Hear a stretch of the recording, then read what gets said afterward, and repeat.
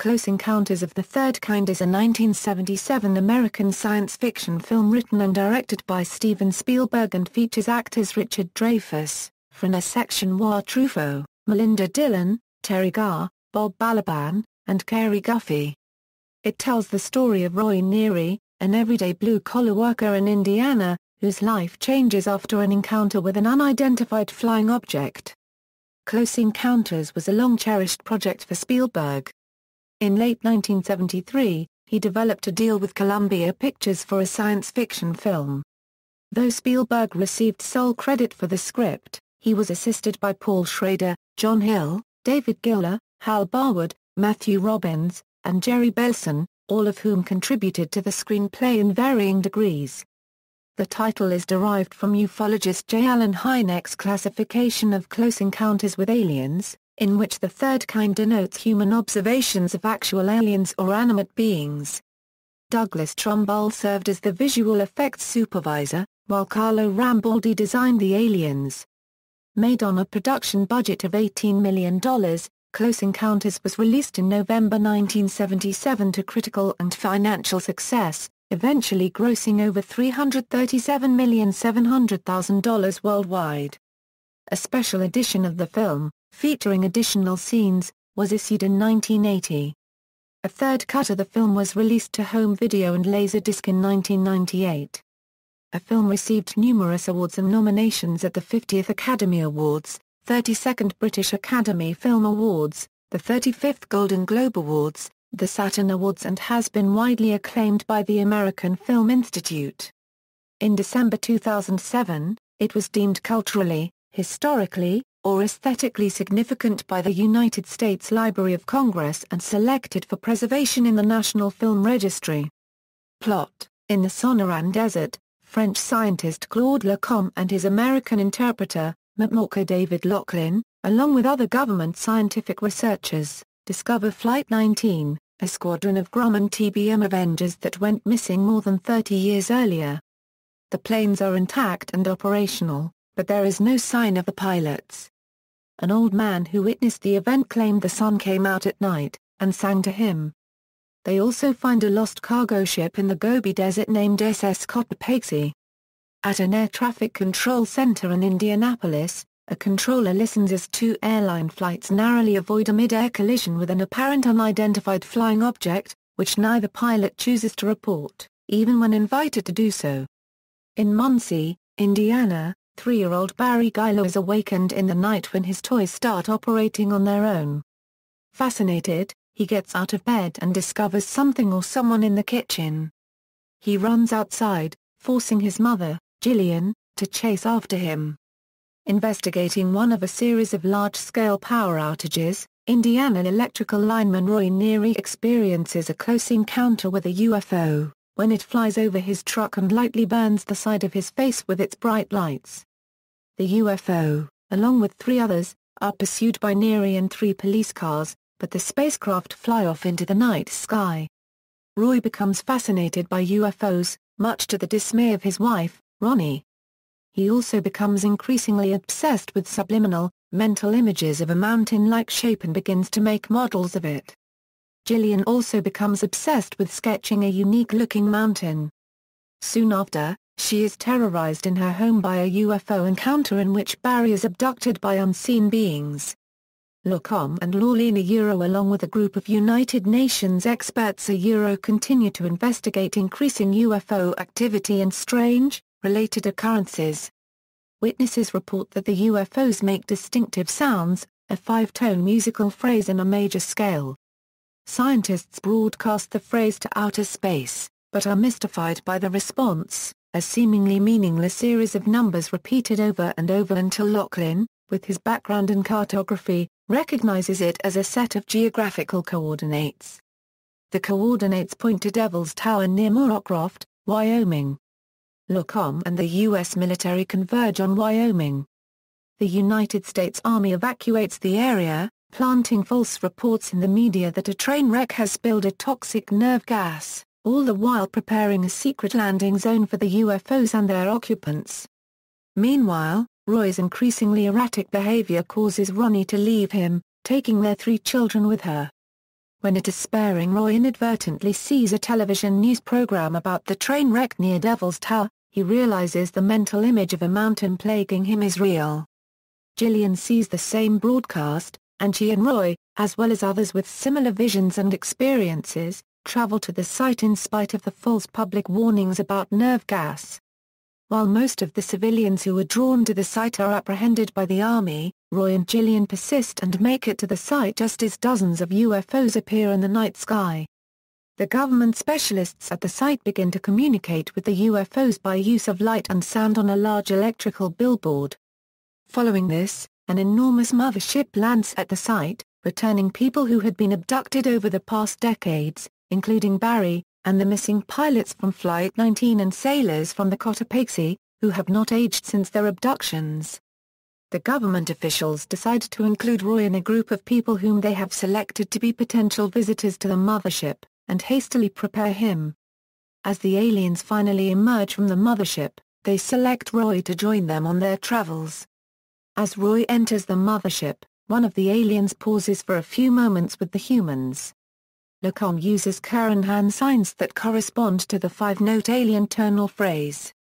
The alien replies with the same gestures, smiles, and returns to its ship, which lifts off into the night sky. Cast: Richard Dreyfuss as Roy Neary, an electrical lineman in Indiana who encounters and forms an obsession with unidentified flying objects. Steve McQueen was Spielberg's first choice. Although McQueen was impressed with the script, he felt he was not specifically right for the role as he was unable to cry on cue. Dustin Hoffman, Al Pacino and Gene Hackman turned down the part as well. Jack Nicholson turned it down because of scheduling conflicts. Spielberg explained when filming Jaws, "Dreyfuss talked me into casting him. He listened to about 155 days' worth of Close Encounters. He even contributed ideas." Dreyfuss reflected, "I launched myself into a campaign to get the part.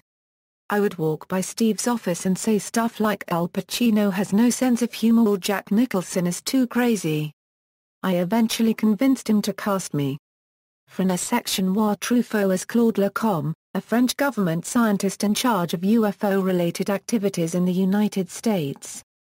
Garr copyright Rad Depardieu, Philippe Noiret, Jean-Louis Trintignant and Lino Ventura were considered for the role. During filming, Truffaut used his free time to write the script for The Man Who Loved Women. He also worked on a novel titled The Actor, a project he abandoned. Melinda Dillon as Gillian Giler, Barry's single mother. She forms a similar obsession to Roy's, and the two become friends. Teri Garr wanted to portray Gillian, but was cast as Ronnie. Hal Ashby, who worked with Dillon on Bound for Glory, suggested her for the part to Spielberg. Dillon was cast 3 days before filming began. Teri Garr as Veronica Ronnie Neary, Roy's wife. Amy Irving auditioned for the role. Cary Guffey as Barry Giler, Gillian's young child abducted in the middle of the film. Spielberg conducted a series of method acting techniques to help Guffey, who was cast when he was just 3 years old. Bob Balaban as David Laughlin, Lacombe's assistant and English-French interpreter. They meet for the first time in the Sonoran Desert at the beginning of the film. His former position as a cartographer allows him to interpret the alien signals as coordinates leading to the meeting at Devil's Tower. Joseph Summer as Larry Butler, a curious man who meets Roy and Gillian in Wyoming and attempts to scale Devil's Tower with them. Lance Henriksen as Robert, Lacombe's assistant, Roberts Blossom as Farmer, a radical who claims to have seen Sasquatch. J. Allen Hynek and Stanton T. Friedman make cameo appearances at the closing scene. Spielberg's friends Hal Barwood and Matthew Robbins cameo as 2 World War II pilots returning from the mothership. Real-life ARP technician Phil Dodds cameos as the operator of the ARP 2500 synthesizer communicating with the alien ship. Musician Jerry Garcia also makes an appearance in the crowd scene.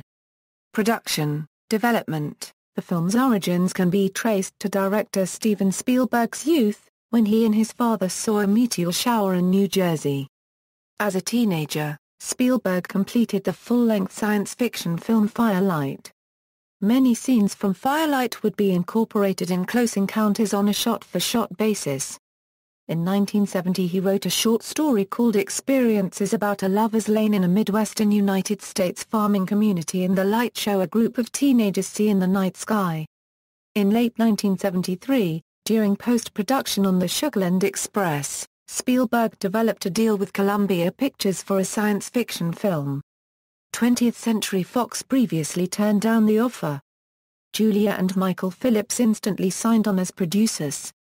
He first considered doing a documentary or a low-budget feature film about people who believed in UFOs. Spielberg decided a film that depended on state-of-the-art technology couldn't be made for $2.5 a million. Borrowing a phrase from the ending of The Thing from Another World, he retitled the film Watch the Skies, rewriting the premise concerning Project Blue Book and pitching the concept to Willard Huyck and Gloria Katz. Katz remembered it had flying saucers from outer space landing on Robertson Boulevard, in West Hollywood, California. "I go, Steve, that's the worst idea I ever heard." Spielberg brought Paul Schrader to write the script in December 1973 with principal photography to begin in late 1974. However, Spielberg started work on Jaws in 1974, pushing Watch the Skies back. With the financial and critical success of Jaws, Spielberg earned a vast amount of creative control from Columbia, including the right to make the film any way he wanted. Schrader turned in his script, which Spielberg called one of the most embarrassing screenplays ever professionally turned into a major film studio or director. It was a terribly guilt-ridden story not about UFOs at all. Titled Kingdom Come, the script's protagonist was a 45-year-old Air Force officer named Paul Van Owen who worked with Project Blue Book. His job for the government is to ridicule and debunk flying saucers. Schrader continued. One day he has an encounter. He goes to the government, threatening to blow the lid off to the public. Instead, he and the government spend 15 years trying to make contact. Spielberg and Schrader experienced creative differences, hiring John Hill to rewrite. At one point the main character was a police officer. Spielberg found it hard to identify with men in uniform. "I wanted to have Mr. Everyday Regular Fella." Spielberg rejected the Schrader-Hill script during post-production on Jaws. He reflected, "They want to make it like a James Bond adventure." David Giler performed a rewrite. Hal Barwood and Matthew Robbins, friends of Spielberg, suggested the plot device of a kidnapped child. Spielberg then began to write the script. The song, When You Wish Upon a Star from Pinocchio influenced Spielberg's writing style. "I hung my story on the mood the song created, the way it affected me personally." Jerry Belson and Spielberg wrote the shooting script together. In the end, Spielberg was given solo writing credit. During pre-production, the title was changed from Kingdom Come to Close Encounters of the Third Kind. J. Allen Hynek, who worked with the United States Air Force on Project Blue Book, was hired as a scientific consultant. Hynek felt even though the film is fiction, it's based for the most part on the known facts of the UFO mystery, and it certainly catches the flavor of the phenomenon. Spielberg was under enormous pressure to make another blockbuster after Jaws, but he decided to make a UFO movie. He put his career on the line. USAF and NASA declined to cooperate on the film. Filming. Principal photography began on May 16, 1976. Spielberg did not want to do any location shooting because of his negative experience on Jaws and wanted to shoot Close Encounters entirely on sound stages, but eventually dropped the idea. Filming took place in Burbank, California. Devil's Tower National Monument in Wyoming. 2 abandoned World War II airship hangars at the former Brooklyn Air Force Base in Mobile, Alabama. And the Louisville and Nashville Railroad Depot in Bay Minette. The home where Barry was abducted is located outside the town of Fairhope, Alabama. Roy Neary's home is at Carlisle Drive East in Mobile. The UFOs fly through the toll booth at the Vincent Thomas Bridge, San Pedro, California. The Gobi Desert sequence was photographed at the Dumont Dunes, California, and the Dharamsala India exteriors were actually filmed at the small village of Hal near Kalapa, 35 miles outside Mumbai, India. The hangars in Alabama were 6 times larger than the biggest soundstage in the world. Various technical and budgetary problems occurred during filming. Spielberg called Close Encounters twice as bad and twice as expensive as Jaws. Matters worsened when Columbia Pictures experienced financial difficulties. Spielberg estimated the film would cost $2.7 million to make in his original 1973 pitch to Columbia, but the final budget came to $19.4 million. Columbia studio executive John Veitch remembered, "If we knew it was going to cost that much, we wouldn't have green-lighted it because we didn't have the money." Spielberg hired Joe Alves, his collaborator on Jaws, as production designer. In addition, the 1976 Atlantic hurricane season brought tropical storms to Alabama. A large portion of the soundstage in Alabama was damaged because of a lightning strike. Columbia raised $7 million from 3 sources: Time Incorporated, Emmy, and German tax shelters.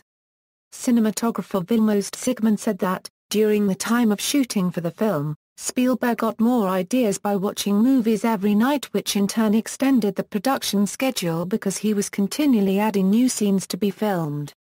Zsigmond previously turned down the chance to work on Jaws. In her 1991 book You'll Never Eat Lunch in This Town Again, producer Julia Phillips wrote highly profane remarks about Spielberg, Zsigmond, and Truffaut, because she was fired during post-production due to a cocaine addiction. Phillips blamed it on Spielberg being a perfectionist. Visual effects: Douglas Trumbull was the visual effects supervisor, while Carlo Rambaldi designed the aliens. Trumbull joked that the visual effects budget, at $3.3 million, could have been used to produce another film, in addition to this one. His work helped lead to advances in motion control photography. The mothership was designed by Ralph McQuarrie and built by Greg Jane. The look of the ship was inspired by an oil refinery Spielberg saw at night in India. Instead of the metallic hardware look used in Star Wars, the emphasis was on a more luminescent look for the UFOs. One of the UFO models was actually an oxygen mask with lights attached to it, used because of its irregular shape. As a subtle in-joke, Dennis Muren put a smaller 2D2 model onto the underside of the mothership. The model of the mothership is now on display in the Smithsonian Institution's Air and Space Museum Art Voorhees Annex at Washington Dulles Airport in Chantilly, Virginia. Since Close Encounters was filmed anamorphically, the visual effects sequences were shot in 70mm film to better conform with the 35mm film used for the rest of the movie. A test reel using computer-generated imagery was used for the UFOs, but Spielberg found it would be too expensive and ineffective since CGI was in its infancy in the mid-1970s. The small aliens in the final scenes were played by local girls in Mobile, Alabama. That decision was requested by Spielberg because he felt girls moved more gracefully than boys. Puppetry was attempted for the aliens, but the idea failed. However, Rambaldi successfully used puppetry to depict 2 of the aliens, the first being a marionette and an articulated puppet for the alien that communicates via hand signals with Lacom near the end of the film.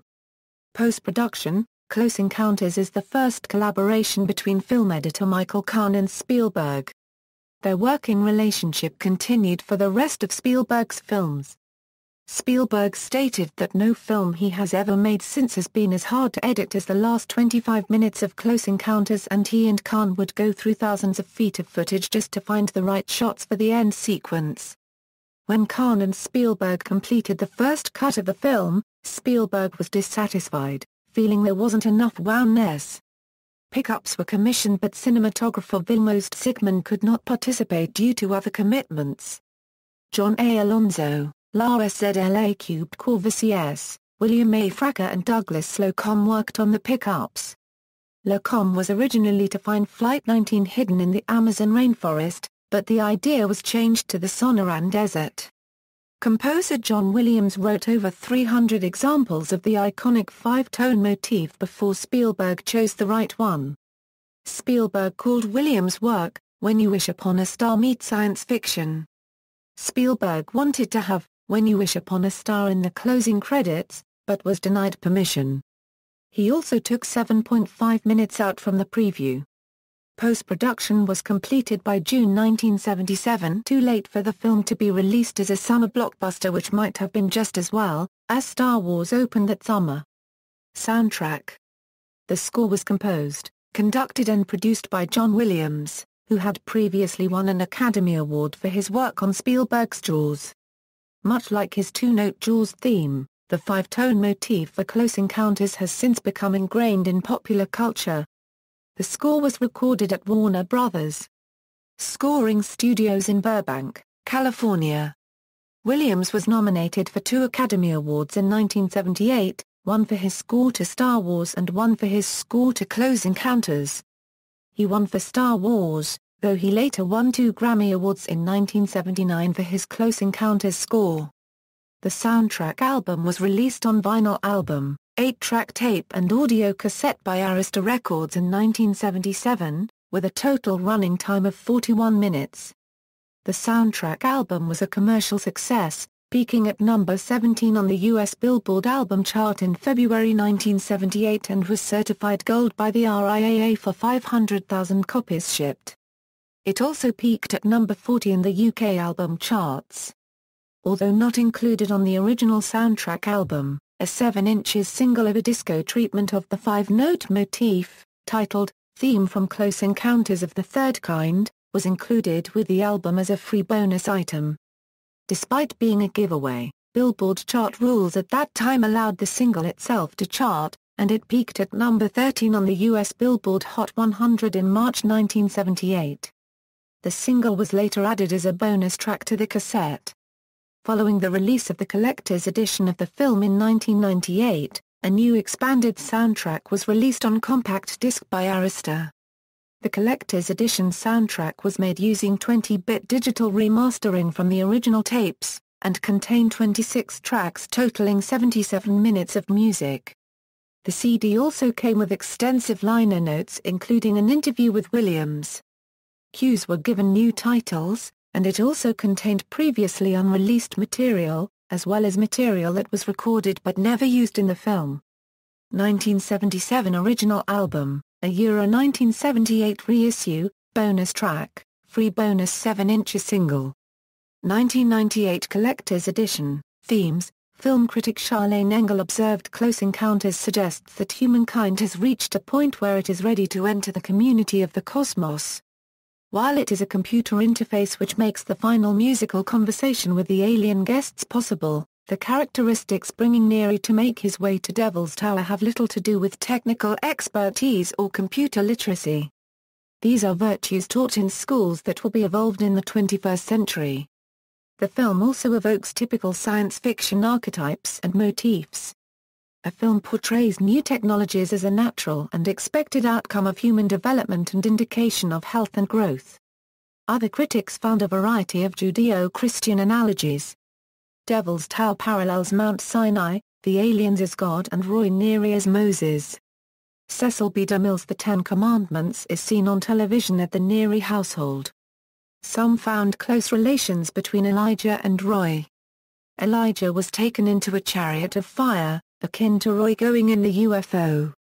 Climbing Devil's Tower behind Gillian and faltering, Neary exhorts Gillian to keep moving and not to look back, similar to Lot's wife who looked back at Sodom and turned into a pillar of salt. Spielberg explained, "I wanted to make Close Encounters a very accessible story about the everyday individual who has a sighting that overturns his life, and throws it into complete upheaval as he starts to become more and more obsessed with this experience." Roy's wife Ronnie attempts to hide the sunburn caused by Roy's exposure to the UFOs and wants him to forget his encounter with them. She is embarrassed and bewildered by what has happened to him and desperately wants her ordinary life back. The expression of his lost life is seen when he is sculpting a huge model of Devil's Tower in his living room, with his family deserting him. Roy's obsession with an idea implanted by an alien intelligence, his construction of the model, and his gradual loss of contact with his wife, mimic the events in the short story Dulce and Decorum by Damon Knight. Close Encounters also studies the form of youth's spiritual yearning. Barry Giler, the unfearing child who refers to the UFOs and their paraphernalia as toys, serves as a motif for childlike innocence and openness in the face of the unknown. Spielberg also compared the theme of communication as highlighting that of tolerance. "If we can talk to aliens in Close Encounters of the Third Kind," he said, "why not with the Reds in the Cold War? Sleeping is the final obstacle to overcome in the ascent of Devil's Tower." Roy, Gillian Giler and a third invitee climb the mountain pursued by government helicopters spraying sleeping gas. The third person stops to rest, is gassed, and falls into a deep sleep. In his interview with Spielberg on Inside the Actors Studio, James Lipton suggested Close Encounters had another, more personal theme for Spielberg: "Your father was a computer engineer. Your mother was a concert pianist, and when the spaceship lands, they make music together on the computer," suggesting that Roy Neary's boarding the spaceship is Spielberg's wish to be reunited with his parents. In a 2005 interview, Spielberg stated that he made Close Encounters when he did not have children, and if he were making it today, he would never have had Neary leave his family and go on the mothership. Release, reception. The film was originally to be released in summer 1977, but was pushed back to November because of the various problems during production. Upon its release, Close Encounters became a box office success, grossing $116.39 a million in North America and $171.7 a million in foreign countries, totaling $288 a million. It became Columbia Pictures' most successful film at that time. Jonathan Rosenbaum refers to the film as the best expression of Spielberg's benign, dreamy-eyed vision. A.D. Murphy of Variety gave a positive review but felt Close Encounters lacks the warmth and humanity of George Lucas's Star Wars. Murphy found most of the film slow-paced, but praised the film's climax. Pauline Kael called it a kid's film in the best sense. Jean Renoir compared Spielberg's storytelling to Jules Verne and George's Ma. Copyright Leah S. Ray Bradbury declared it the greatest science fiction film ever made. Based on 40 reviews collected by Rotten Tomatoes, 95% of the reviewers have enjoyed the film, and the site's consensus states Close Encounters' most iconic bits have been so thoroughly absorbed into the culture that it's easy to forget that its treatment of aliens as peaceful beings rather than warmongering monsters was somewhat groundbreaking in 1977. Reissue and home video. On the final cut privilege, Spielberg was dissatisfied with the film. Columbia Pictures was experiencing financial problems, and they were depending on this film to save their company. "I wanted to have another 6 months to finish off this film, and release it in summer 1978. They told me they needed this film out immediately," Spielberg explained. "Anyway, Close Encounters was a huge financial success and I told them I wanted to make my own director's cut. They agreed on the condition that I show the inside of the mothership so they could have something to hang a reissue marketing campaign on. I never should have shown the inside of the mothership." In 1979, Columbia gave Spielberg $1.5 a million to produce what became the special edition of the film. Spielberg added 7 minutes of new footage, but also deleted or shortened various existing scenes by a total of 10 minutes. So that the special edition was 3 minutes shorter than the original 1977 release. The 1980 revision was the version officially available on video for years, until the Criterion Collection offered both versions on Laserdisc in 1990. The special edition featured several new character development scenes, the discovery of the SS Cotopaxi in the Gobi Desert, and a view of the inside of the mothership. Close Encounters of the Third Kind. The special edition was released in August 1980, making a further $15.7 a million, accumulating a final $303.7 a million box office gross. Roger Ebert thought the original film was an astonishing achievement, capturing the feeling of awe and wonder we have when considering the likelihood of life beyond the Earth. This new version is, quite simply, a better film. Why didn't Spielberg make it this good the first time? In 1998, Spielberg recut Close Encounters again for what would become the collector's edition, to be released on home video and Laserdisc. This version of the film is something of a re-edit of the original 1977 release with some elements of the 1980 special edition, but omits the mothership interior scenes which Spielberg felt should have remained a mystery. The Laserdisc edition also includes a new 101-minute documentary, The Making of Close Encounters, which was produced in 1997 and features interviews with Spielberg, the main cast and notable crew members. There have also been many other alternate versions of the film for network and syndicated television, as well as a previous Laserdisc version. Some of these even combined all released material from the 1977 and 1980 versions, but none of these versions were edited by Spielberg, who regards the collector's edition as his definitive version of Close Encounters. The collector's edition was given a limited release as part of a roadshow featuring select films to celebrate Columbia Pictures' 75th anniversary in 1999. It was the first and only time this version of the film has been shown theatrically. The film was released on DVD in June 2001 as a 2-disc set that contained the collector's edition. The second disc contained a wealth of extra features including the 101-minute making of documentary from 1997, a featurette from 1977, trailers and deleted scenes that included, among other things, the mothership interiors from the 1980 special edition. James Berardinelli felt Close Encounters is still unquestionably a great movie. Its universal appeal gave moviegoers something to be excited about during 1977 a Euro 78 as the first in a wave of post-Star Wars science fiction films broke. Today, the movie stands up remarkably well. The story is fresh and compelling, the special effects are as remarkable as anything that CGI can do, and the music represents some of John Williams' best work. Emmanuel Levy also gave a highly positive review. Spielberg's greatest achievement is to make a warm, likable sci-fi feature, deviating in spirit, tone and ideology from the dark, noirish sci-fi films that dominated the 1950s and Cold War mentality. He ultimately succeeded. Close Encounters was given a second DVD release and a Blu-ray disc release in November 2007. Released for the film's 30th anniversary, the set contained all three official versions of the film from 1977, 1980 and 1998, and a new interview with Spielberg, who talks about the film's impact 30 years after its release. The set also includes the 1977 featurette, various trailers and the 1997 making of documentary though this is now split over 3 discs rather than as a single feature as with the 2001 DVD release.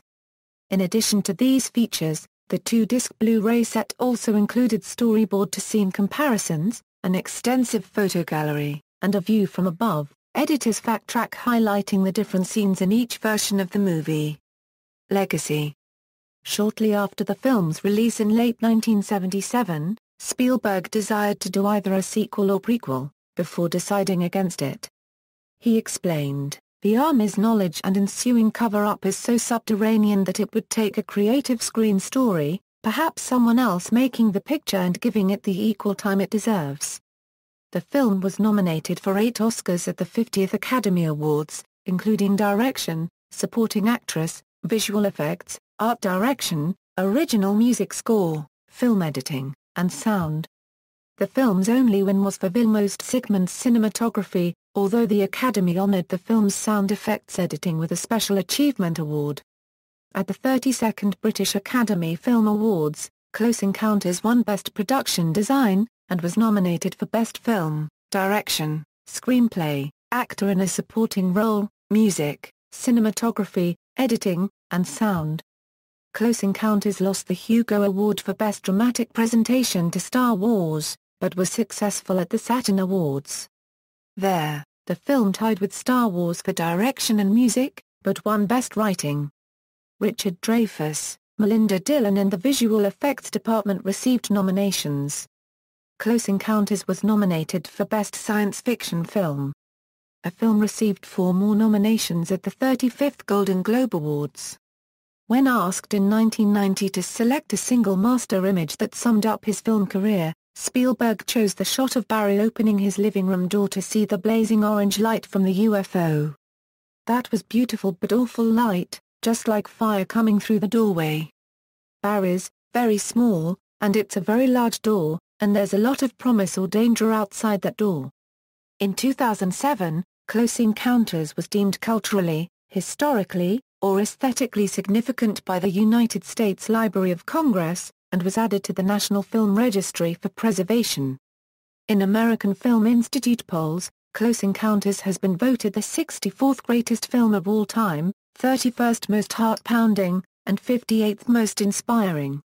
Additionally, the film was nominated for the Top 10 Science Fiction Films in AFI's 10 Top 10 and the 10th anniversary edition of the 100 Movies list. The score by John Williams was nominated for AFI's 100 Years of Film Scores.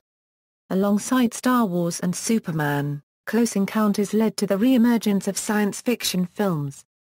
In 1985, Spielberg donated $100,000 to the Planetary Society for Megacanal Extraterrestrial Assay. In the 1979 James Bond film Moonraker, the five-note sequence is heard when a scientist punches the combination into an electronic door lock. In the South Park episode Imagination Land, a government scientist uses the five-note sequence to try to open a portal. In Overlogging, a government scientist uses the five-note sequence to try to get the central internet router working. The mashed potatoes sculpture was parodied in the film UHF, the film Canadian Bacon, an episode of Spaced, an episode of The X-Files, an episode of That 70s Show, and an episode of The Simpsons. It was satirized in the 200th issue of Mad Magazine, July 1978, by Stan Hart and Mort Drucker as Close Encounters of the Absurd Kind. The 1980 short Closet Cases of the Nerd Kind spoofs the entire film. In 2007, Muse have used one of the Communications melodies to open their most popular live track, titled Knights of Sidonia. In 2011, ABC aired a primetime special, Best in Film, the greatest movies of our time, that counted down the best movies chosen by fans based on results of a poll conducted by ABC and People. Close Encounters of the Third Kind was selected as the number 5 best sci-fi film. In the 2012 Dead May 5 album title Goes Here, track number 9, titled Closer, features the five-note sequence as the basis for the song's opening and main melodic motif. American Film Institute lists, AFI's 100 Years. 100 Movies number 64, AFI's 100 Years. 100 Thrills number 31, AFI's 100 Years of Film Scores, nominated, AFI's 100 Years. 100 Cheers number 58, AFI's 100 Years. 100 Movies, nominated, AFI's 10 Top 10, nominated science fiction film, references, notes. Bibliography, Joseph McBride. Steven Spielberg, A Biography. New York City, Faber and Faber. ISBN A0-571-19177-0. Further reading, Ray Morton. Close Encounters of the Third Kind, The Making of Steven Spielberg's Classic Film. Applause Theatre and Cinema Books. ISBN A978-1-55783-710-3. Bob Balaban. Spielberg, Truffaut and Me, Close Encounters of the Third Kind, An Actor's Diary. Titan Books. ISBN A978-1-84023-430-5. Leslie Waller. Close Encounters of the Third Kind novelization of the film. Del Pub. ISBN A978-0-440-11433-8. External links, CE3 Online, Close Encounters of the Third Kind at the Internet Movie Database, Close Encounters of the Third Kind at the TCM Movie Database, Close Encounters of the Third Kind at AllMovie, Close Encounters of the Third Kind at Box Office Mojo, Close Encounters of the Third Kind at Rotten Tomatoes, Close Encounters of the Third Kind at The Numbers, Close Encounters of the Third Kind at filmsite.org,